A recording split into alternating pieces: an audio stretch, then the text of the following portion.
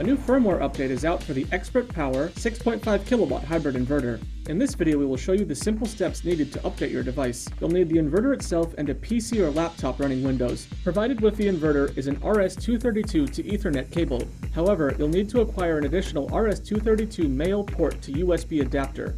First, power on your inverter. Before we begin, check which firmware version you are currently on. Press the up arrow button 3 times until you see U1 at the top of the LCD screen. The two numbers below are the current version. An unupdated inverter should say 4602. Either write it down or just make a mental note of the number as it is now. Let the inverter sit for about half a minute and it will return to the main screen. To connect your inverter to your computer, first attach the two RS-232 cables together. Plug the Ethernet port end into the inverter communication port, then connect the USB end to your computer. On your computer, click the link in the description or navigate expertpower.us until you get to the tutorials and guide page and download the firmware update for your inverter. Extract the zip folder to either your desktop, a new folder, or however you'd like to organize your files. In the firmware folder, open and run the .exe file. From the drop-down menu next to the word interface, select the COM port that you've plugged the RS-232 into on the inverter side. If you're not sure which port this is, check the device manager in your computer settings. Now click File and open the file ending in .inv.